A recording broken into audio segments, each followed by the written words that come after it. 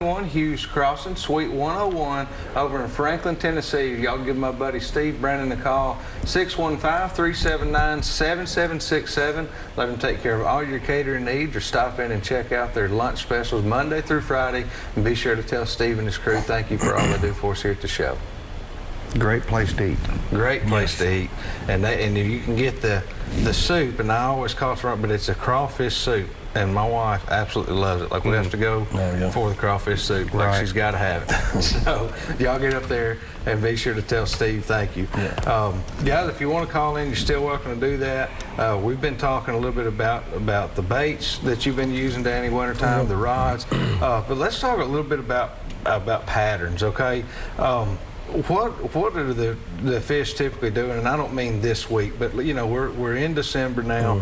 But let's say moving now through February, where I know kind of in February they start changing up. But what are they kind of doing between now and then? What do you see as a typical pattern? They typically it's when the water gets, I'm going to say 45, they will bunch up. And if we've not even got to the good crappie season yet. Right. And most people say, well, what do you mean? Well, the water temperature itself plays a big role in these crappie. And right now, they're just now getting together. Now what has happened, this water's like we talked to earlier, the water's warm. Now they're going to scatter. Yeah, okay. But what's going to happen is they're going to get back together. And a lot of people's catching these crappie with eggs, and they're saying, oh, they're spawning. No, they're not spawning. I mean, don't quote me on it, but I'm pretty sure they're not spawning. Yeah, right. 45, 48 Yeah, they shouldn't be anyway. No, but anyway. And then, like you said, it comes spring, next couple of months, they'll start gradually moving up these flats. Yep. And then when the water gets to where it needs to be, then that's when they really going to turn on. So spawn time. Oh, my goodness. Yeah, then it'll be time. Then that's when everybody's taking the door. So this happening. That's when it really turns on. You can get in there. A lot of the bank fishermen you can catch them right now off the bank. You just got to find them in the right places. But when you start getting into that February, March, I mean, that's time a man can walk up down some banks and do just as well as he can in a boat. Absolutely. But right now, just keep looking into the a little bit deeper water. I know one report I got just last week on Old Hickory Lake was about 20 foot deep, actually. He had a great day, a couple of my cousin and a couple friends, but they were still about 20 foot there now. I know at Priest, you guys have seen them a little bit up higher than that, so it just depends on what lake you're on right now, but you're probably going to be finding them in a little bit deeper water on some type of structure right now. That's where you're at. So we have a couple of calls. Let's go ahead and catch one of these. Walter, how are you doing tonight?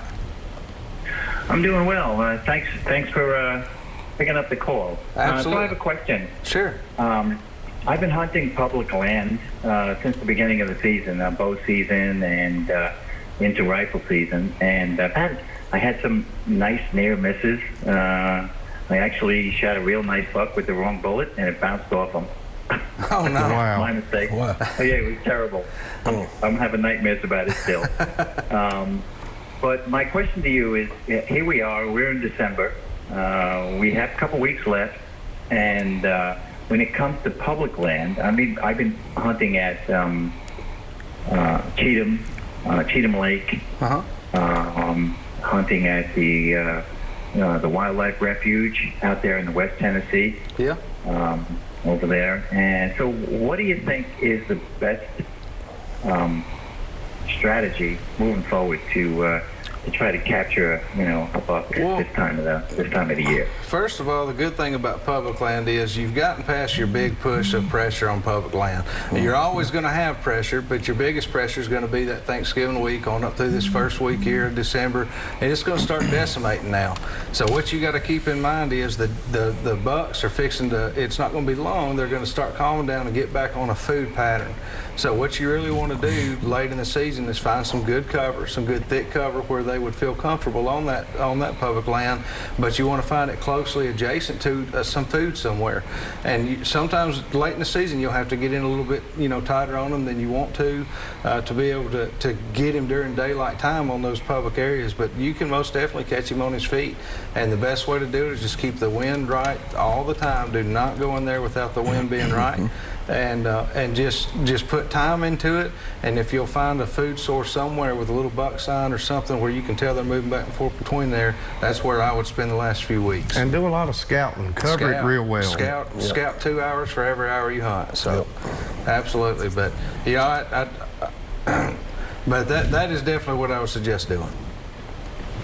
So I did spend a lot of time, you know, after the shot I took on that nice buck was on opening day, and he just waltzed himself right in front of me, running from somebody else, chasing a doe. But since then, I've been, you know, looking at trails and trying to find out where they're hiding, and was unable to see any whitetails, you know, as I walk through the woods. That's the key. They got a good spot, that's for sure. Yeah. I just don't know where it is. Yeah, well, keep after them and let us know how you do, okay? Good luck to you. All right, thank you so much. All right, guys, we've got to take another quick break. We'll be right back with some more Southern Woods and Waters.